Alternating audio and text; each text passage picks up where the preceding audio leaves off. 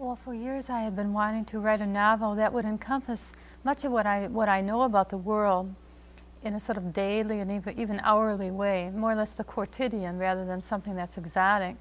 And Corky Corcoran is a character who may be considered an amalgam of people whom I've known, a composite. He's a very, I think, representative American male of his time, perhaps not exactly average, but representational. He sort of comes out of the zeitgeist.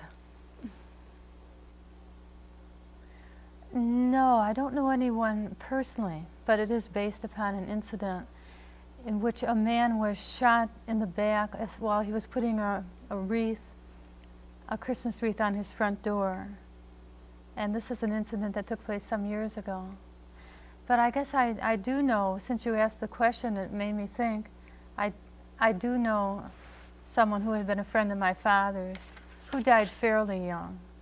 And maybe there's a sort of subterranean connection. It has the structure of a mystery novel, definitely. Because there are actually two mysteries. Did a young black woman kill herself, or was she murdered, or was she somehow pressured into killing herself? And that's sort of the major or central mystery. Then the background is the father's death. And we seem to know who killed him, but the circumstances and some consequences are not really understood.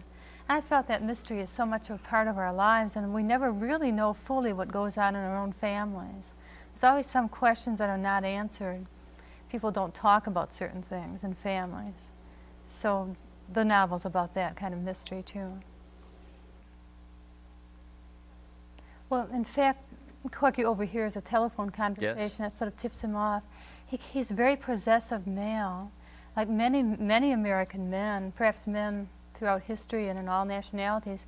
He's very possessive, and he can only conceive of a love relationship, especially a very erotic one in terms of one man and one woman, and a kind of secrecy. If it's an adulterous relationship, he can't even begin to comprehend how she could have told her husband without telling him, so that he's in a strange position of the other man knowing more about him than he knows about that husband. So immediately, all this sort of Irish American, Irish Catholic guilt flares up, and he's very angry. So he stalks out. He likes to think he has the power. Oh, that's just a well-known line. The Irish are the niggers of Europe. I've heard that many times.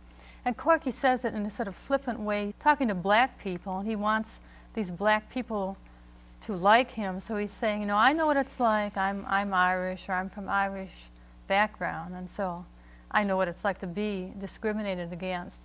And the black people just look through him and they don't even hear him because it's such an excessive remark. Well, I suppose it's a composite of both. But I think it's very interesting how all of us, not just an upwardly mobile person like Corky Corcoran, but I think all of us have places that mean something to us that are symbolic. And for some people, getting into a certain club, whether a golf club or an athletic club or whatever, means so much in terms of personal identity. And then there's a room that comes with it, or a structure, and it's almost like a mythical heaven that the person feels that he or she has arrived there. So Corky has a number of these places around the city, and some of them are also taverns. And a lot of men, I'm not saying that I know them well, but men who feel so welcomed by certain bartenders and by certain environments, and they feel, you know, it's worth it to live a difficult life with all the stress if you can get to one of these places maybe once a day. Then he thinks a little later, well, he was once a parking lot attendant himself, and he did the same thing, and he took money from tips, you know. So with another part of his mind, he knows very well. In a sense, he has no illusions, but to keep going, you have to have some illusions. Well, I wanted to write also about one of the central problems in American culture today, which is the very uneasy relationship between whites and blacks.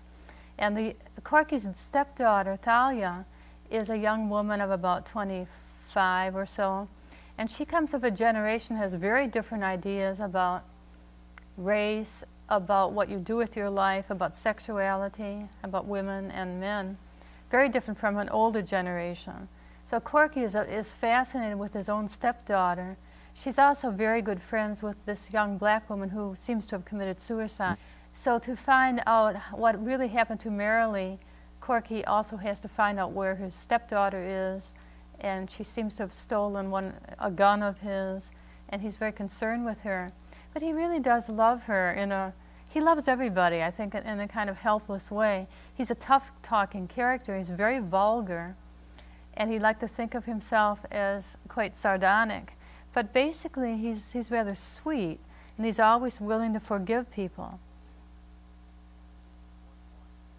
She didn't really know it was Corky. It could have been someone involved with the mayor and these politicians who are rather corrupt.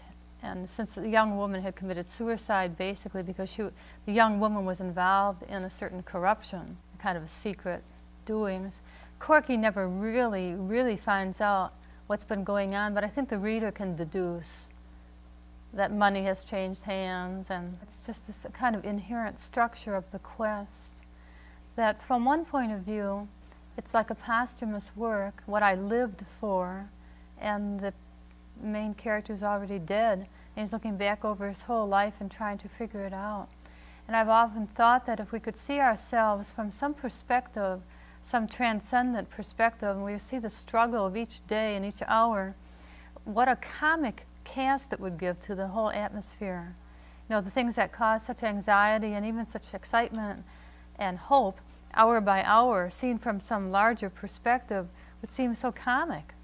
And yet the quest has to be lived, and Corky does love her. And he thinks near the end of his life how much he really loved that world. And I feel that way myself. I think of some of the cities that I've lived in, and evoking a city like Buffalo, New York, how much you really love the places of your childhood, even the ugly places, that there's a kind of spiritual dimension to them. It's something like Buffalo. It's not literally Buffalo, New York, but close to it. Well, it's an interesting question because it really strikes to the heart of the creative process. Do we know what we are going to create? I mean, did Mozart know when he began writing a symphony how it would end? Or did he somehow intuitively simply imagine it without knowing it? You know, if we say that knowledge is a form of the conscious brain, and the intuition and the unconscious are sort of guiding the knowledge. So it's hard to answer the question, though it's very provocative, because I feel that I know my characters perfectly.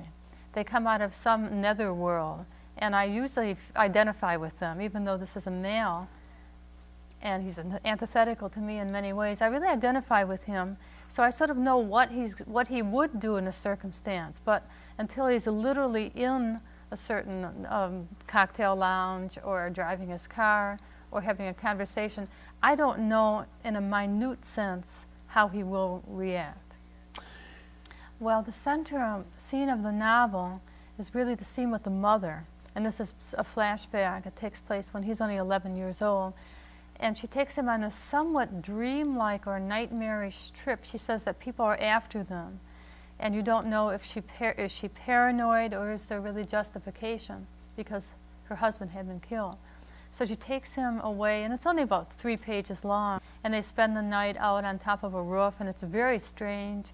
She's a schizophrenic woman, but there's a degree of rationality to what she says.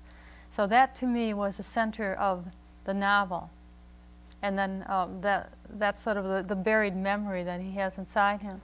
And Corky's so fascinated by women. Of course, many men are, but particularly a man who's had a difficult relationship with his own mother. His mother was young and very beautiful.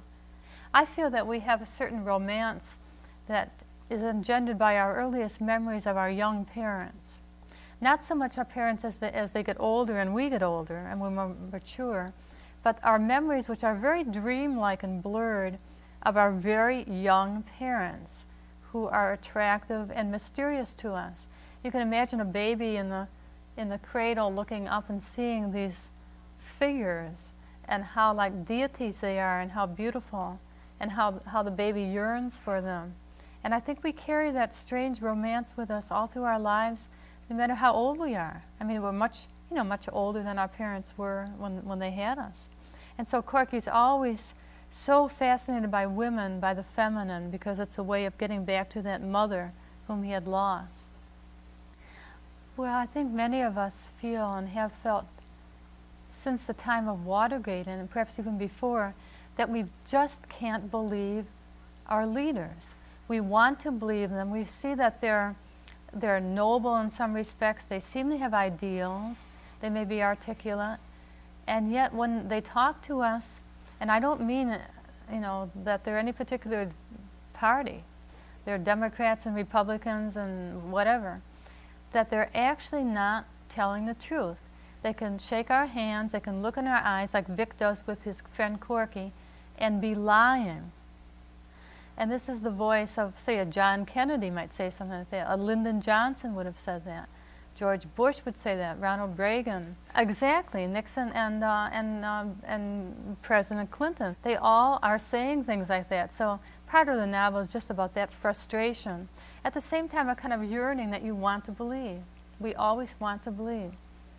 I'm very interested in politics. The whole culture is politicized. It's almost like an erotics of politics in this culture. The front pages of newspapers are just festooned with the figures, these iconic figures of our great leaders, quote unquote. And we don't have them up on billboards as they had in communist China or in communist Russia, but we have them in the media, so it's the same sort of thing that's being radiated outward to us. Well, that's not difficult for me. I can't even answer that, I guess. I guess I listen. James Joyce had a great respect for the speech of so-called common people. And Shakespeare's language, of course, is elevated and poetic and difficult, but Shakespeare, too, had this ability to really listen to people and to hear what they're saying and how they reveal themselves in unanticipated ways.